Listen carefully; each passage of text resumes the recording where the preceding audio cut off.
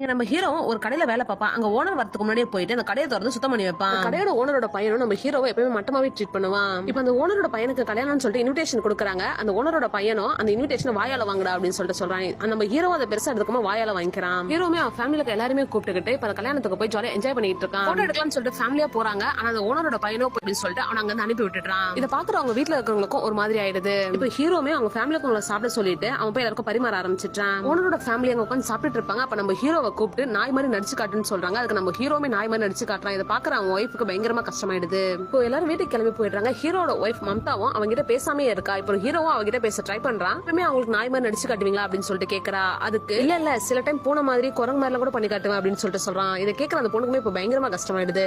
மம்தாமே உங்களை அவங்க அவ்வளவு மட்டமா நடத்துறாங்க, அவங்க கிட்ட நீங்க எங்க வேலை பாக்குறீங்க அப்படின்னு சொல்லிட்டு கேக்குறா. அதுக்கு நம்ம ஹீரோவுமே வேற என்ன வேலை தெரியும்னு சொல்லிட்டு சொல்ல, அதுக்கு மம்தாமே நம்ம கல்யாணத்துக்கு போட்ட கோட் நீங்க தானே தச்சது, அது எவ்வளவு அழகா இருந்தது, உங்களுக்கு அந்த வேலை வருங்க, நீங்க அதை ட்ரை பண்ணுங்க அப்படின்னு சொல்லிட்டு சொல்றா. சொன்னது மட்டும் எங்க அப்பாக்கு அது கேட்டுச்சு, நம்ம அவ்வளவுதான் அப்படின்னு சொல்லிட்டு அவங்க வந்து போயிடுறான். அதனால ஹீரோவும் வேலைக்கு கிளம்பி போறான். போகிறப்ப மம்தா சொன்னதே அவன் மைண்ட்ல ஓடிக்கிட்டே இருக்கு. அங்க வேலையில அந்த ஓனரோட பையன் திரும்பவும் நம்ம ஹீரோ மட்டமா பேசுறான். இதை பார்த்ததுமே ஹீரோக்கு பயங்கரமா டென்ஷன், அவனை போட்டு அடிக்க ஆரம்பிச்சிட்டான். அதை பாக்குற அந்த ஓனருமே என் பையனே அடிக்கிறியா அப்படின்னு சொல்லிட்டு அவனை வேலையை விட்டு தூக்கிட்டாரு.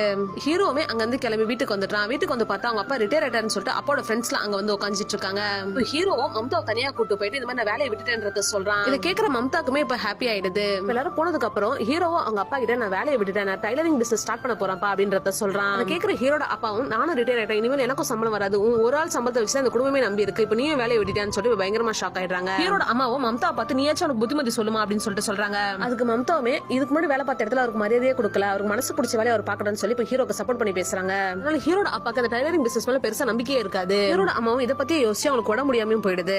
இப்ப ஹாஸ்பிட்டல் கூட்டு அட்மிட் பண்றாங்க. அங்க அவங்க டெஸ்ட் பண்ணி பாக்குற டாக்டருமே இவங்களுக்கு ஹார்ட் அட்டாக் வந்திருக்கு, இவங்களுக்கு சர்ஜரி பண்ணும் அப்படின்றத சொல்லிட்டாங்க. இப்ப ஆபரேஷன் காசு வேணும்ன்றதுனால அவன் வேலை பார்த்த உனக்கிட்டே காசு கேட்கலாம்னு சொல்லிட்டு போறான். ஹீரோக்கு அது சுத்தமா விருப்பம் இருக்காதுன்றதுனால மம்தாவும் இப்போ நம்ம வேற எங்கேயாச்சும் அரேஞ்ச் பண்ணிக்கலாங்க அப்படின்னு சொல்லிட்டு அங்க இருந்து கிளம்பி வந்துடுறாங்க. ஹீரோவும் மம்தா கிட்ட நான் அவசரப்பட்டு வேலையை விட்டுட்டணும், பிசினஸ் ஸ்டார்ட் பண்ணா குறைந்தபட்சம் வாடகைக்கு மட்டுமே 10,000 ஆகுது, அது போக கரண்ட் பில் எல்லாம் இருக்கு அப்படின்றத சொல்றான். அது கேட்கிற மம்தாவுமே பக்கத்துல ஒரு செருப்பு தைக்கிற தாத்தா இருப்பாரு, அவரை பார்த்து இவர் எவ்வளவு நாளா இங்க கடை போட்டுட்டு இருக்காரு, இங்க கடை போட்டுறதுக்கு யாருக்காவது வாடகை கட்டுறாரா, கரண்ட் பில் கட்டுறாரா அப்படின்னு சொல்லிட்டு கேட்கறா. அது கேட்கிற நம்ம ஹீரோவும் இல்லையே அப்படின்னு சொல்லிட்டு சொல்றான். அவனுமே மம்தா சொன்னதை யோசிச்சு பார்த்துட்டு என்ன ரோட்லயே கடை போட சொல்றியா அப்படின்னு சொல்லிட்டு கேட்கறான். மம்தாவுமே நான் அப்படி சொல்லல, நீங்க தான் சொன்னீங்க, அப்படி ரோட்லயே கடை போடுறது தப்பு இல்ல அப்படின்றத சொல்றா. ஹீரோட அம்மாவும் ஹீரோ கூப்பிட்டு பக்கத்து வீட்டு அக்கா கிட்ட இருந்து சல்வார் வாங்கிட்டு வா, எனக்கு புடவையில படுத்து தூங்குறதுக்கு கஷ்டமா இருக்குன்றத சொல்றாங்க. எதுக்கு பக்கத்து வீட்டுல இருக்கவங்க எல்லாம் வாங்கணும் அப்படின்னு சொல்லிட்டு ஹீரோ மம்தாவும் சேர்ந்து இப்ப அவங்க அம்மாக்காக ஒரு ட்ரெஸ் டிசைன் பண்றாங்க. அவங்க அம்மாக்கு மட்டும் இல்லாம அந்த ஹாஸ்பிட்டல் இருக்க எல்லாருக்குமே அந்த ட்ரெஸ் ரொம்பவும் பிடிச்சு போயிடுது. அந்த ஹாஸ்பிட்டல் இருக்கவங்க எங்களுக்கும் அந்த மாதிரி ட்ரெஸ் தச்சு கொடுங்கன்னு சொல்லி இப்ப ஆர்டர் கொடுக்க ஆரம்பிச்சிட்டாங்க. நம்ம ஹீரோ ஒரு கடையில வேலை பார்ப்பான். அங்க ஓனர் வரதுக்கு முன்னாடியே போயிட்டு அந்த கடையை திறந்து சுத்தம் பண்ணி வைப்பான். கடையோட ஓனரோட பையனும் நம்ம ஹீரோவை எப்பவுமே மட்டமாவே ட்ரீட் பண்ணுவான். இப்ப அந்த ஓனரோட பையனுக்கு கல்யாணம்னு சொல்லிட்டு இன்விடேஷன் கொடுக்குறாங்க. அந்த ஓனரோட பையனும் அந்த இன்விடேஷன் வாயால வாங்கடா அப்படின்னு சொல்லிட்டு சொல்றான். நம்ம ஹீரோ அதை பெருசா எடுத்துக்கமா வாயால வாங்கிக்கிறான். ஹீரோமே அவன் ஃபேமிலிக்கு எல்லாருமே கூப்பிட்டுக்கிட்டு இப்ப கல்யாணத்துக்கு போய் ஜாலியா என்ஜாய் பண்ணிட்டு இருக்கான். போட்டோ எடுக்கலாம்னு சொல்லிட்டு ஃபேமிலியா போறாங்க. ஆனா அந்த ஓனரோட பையனோ போய் எல்லாருக்கும் சாப்பாடு போட்டு பரிமாறு அப்படின்னு சொல்லிட்டு அவன் அங்க அனுப்பி விட்டுறான். இதை பாக்குறவங்க வீட்டுல இருக்கிறவங்களுக்கும் ஒரு மாதிரி ஆயிடுது. இப்ப ஹீரோமே அவங்க ஃபேமிலிக்கு சாப்பிட சொல்லிட்டு அவன் போய் எல்லாருக்கும் பரிமாற ஆரம்பிச்சிட்டான். ஓனரோட ஃபேமிலி அங்க உட்காந்து சாப்பிட்டு இருப்பாங்க.